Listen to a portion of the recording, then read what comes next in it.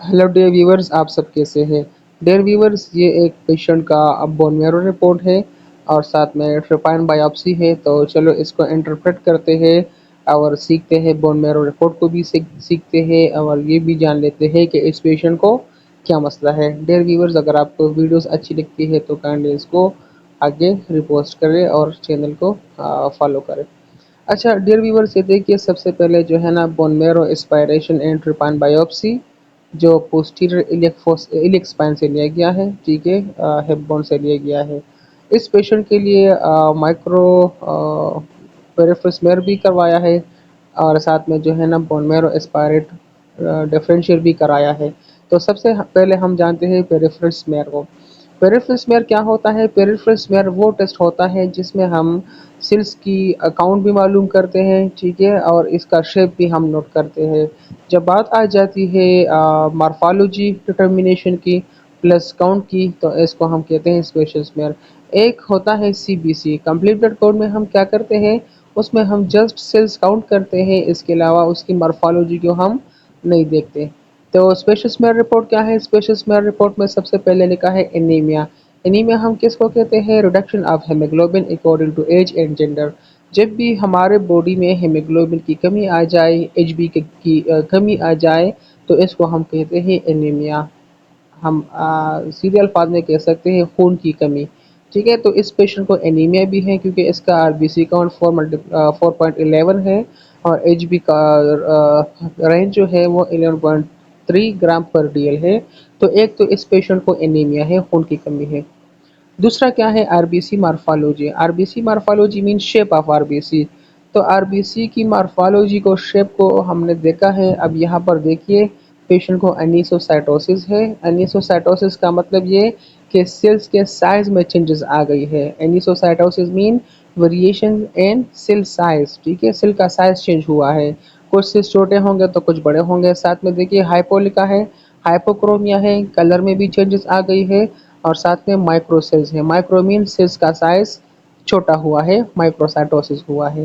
तो ये दूसरा पैरामीटर है। इसके अलावा पेशेंट को हुआ है poikilocytosis. Poikilocytosis mean variation in shape of blood sales. जब ब्लड सेल्स का शेप जो है ना वो चेंज हो जाए, ठीक है। फॉर एग्जांपल इलिप्टोसाइट्स आ गए हैं या स्पिरोसाइट्स आ गए हैं, सिकल सेल आ गए हैं, इकाइनोसाइट्स आ गए हैं। तो ये चेंजेस है शेप में, ठीक है, पोइकिलोसाइटोसिस है। तो ये भी पेशेंट को हुआ है।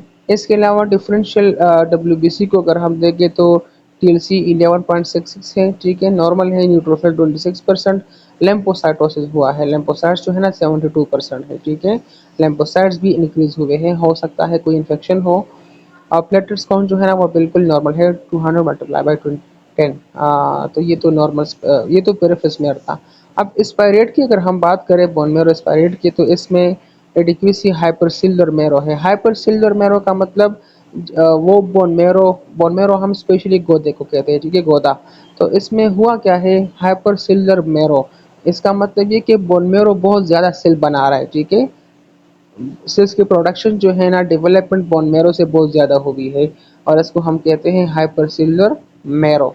इसके अलावा माइलॉइड एरिथ्राइड रेशो वो नहीं डिटरमाइन की गई है। एरिथ्रोपोयोसिस, एरिथ्रोपोयोसिस को अगर हम देखें, erythropoiesis mean formation of RBCs or erythrocytes, ठीक है। आरबीसीज की फॉर्मेशन को, उसके डेवलपमेंट को हम कहते हैं एरिथ्रोपोयोसिस। अब इसको आप देखिए, कहते हैं कि hyperplastic. Hyperplastic mean increase number of cells. कहने का मतलब ये कि सेल्स बहुत ज़्यादा बन रहे हैं, ठीक है। मेनली नार्मोब्लास्टिक, नार्मोब्लास्ट मतलब ये कि नॉर्मल से प्रोड्यूस हो रहे हैं, ठीक है। इसके अलावा विद सिग्निफिकेंट मेगलोब्लास्टिक चेंजेस, साथ में जो है ना कुछ ऐसे सेल्स भी आ गए हैं जिसमें आरबीसी का साइज बड़ा हुआ है, मेगलोब्लास्टिक चेंजेस आ गई है। तो ये एरिथ्रोसाइट्स की डिस्क्रिप्शन है कि हाइपरप्लास्टिक है, ज़्यादा सेल बन रहे, नॉर्मोब्लास्ट ज़्यादा है, लेकिन इसके साथ साथ जो है ना सेल्स का साइज भी, कुछ ऐसे सेल्स भी है जिसका साइज एबनॉर्मली बड़ा हुआ है, मेगलोब्लास्टिक चेंजेस आ गई है। मेगाकैरियोपोयोसिस की अगर हम बात करें, मेगाकैरियोपोयोसिस में फॉर्मेशन ऑफ मेगाकैरियोसाइट्स और प्लेटलेट्स, प्लेटलेट्स की प्रोडक्शन को हम कह सकते हैं, ये भी हाइपरप्लास्टिक है। मींस बोन मैरो बहुत ज़्यादा प्लेटलेट्स को बना रहा है। इसके अलावा आता है माइलोपोयोसिस। माइलोपोयोसिस मीन फॉर्मेशन ऑफ माइलाइट सीरीज, ठीक है, डेवलपमेंट ऑफ माइलाइट सीरीज, जिसमें न्यूट्रोफिल, एजिनोफिल, बेसोफिल ये आते हैं, ठीक है। यहाँ पर देखिए active with all stage of maturation, bone marrow के अंदर जितने भी स्टेजेस होते हैं मेचुरेशन के, like myeloblast, promyelocytes, myelocytes, metamyelocytes, band, ये सारे भी दिख गए हैं बोन मेरो के अंदर।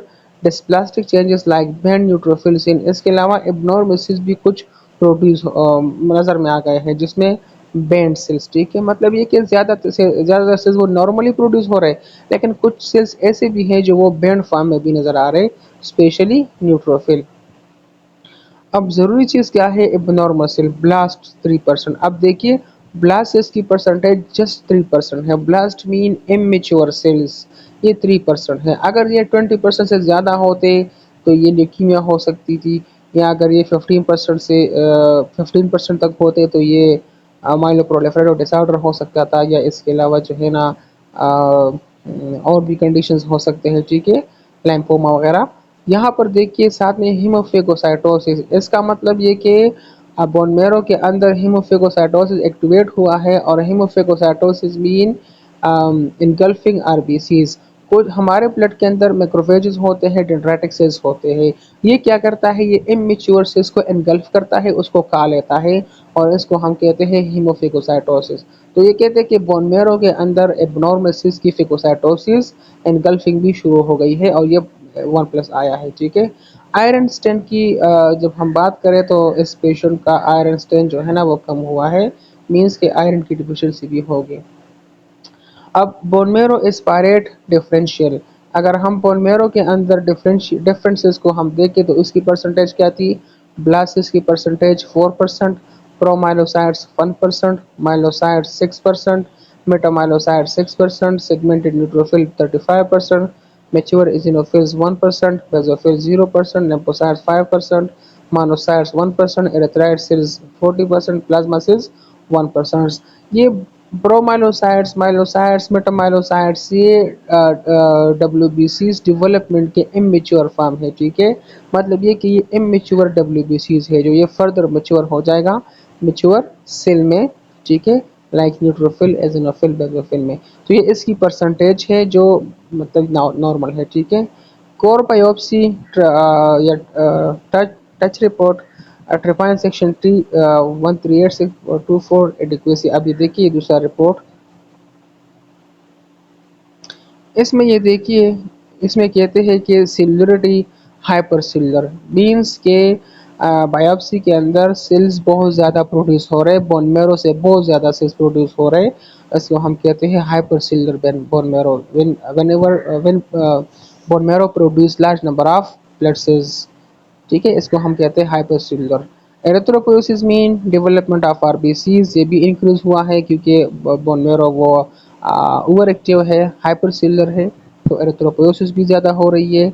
माइलोपोइसिस मीन प्रोडक्शन ऑफ माइलोसाइट्स, ये भी एक्टिव है, और all stages of maturation mean myeloblast, promyelocytes, myelocytes, ये सारे सेल्स देखने को मिल रहे हैं। मेगाकैरियोपोयोसिस, प्लेक्टिस की प्रोडक्शन भी इंक्रीज हो गई है, और other sales blast cells not increase, blast cells की परसेंटेज बिल्कुल नॉर्मल है। अब डायग्नोसिस क्या है, कहते हैं कि रिएक्टिव मेरो। रिएक्टिव मेरो का मतलब है कि बोन मेरो बहुत ज़्यादा रिएक्टिव हुआ है, और ये बहुत ज़्यादा सेल्स प्रोड्यूस कर रहे हैं, ठीक है, with normal tri lineage haematopoiesis. Tri lineage mean कि बोन मेरो बहुत ज़्यादा रिएक्टिव हुआ है, और इसी की वजह से जो ट्राई सीरीज है, मतलब ये कि आरबीसीज है, प्लेटलेट्स है, डब्ल्यूबीसीज है, इन सब की प्रोडक्शन जो है ना ज़्यादा हुई है, ठीक है,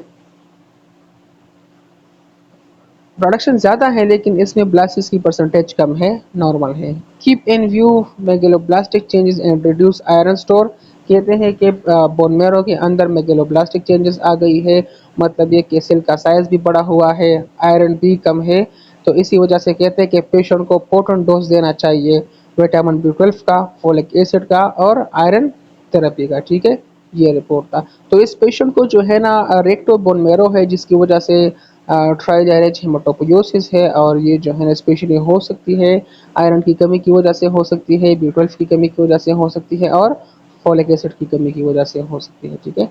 तो डियर व्यूअर्स, ये रिपोर्ट था बोन मैरो का। अगर आपको ये वीडियो अच्छी लगी है तो इसको काइंडली लाइक करें और इसको आगे शेयर करें और चैनल को फॉलो करें।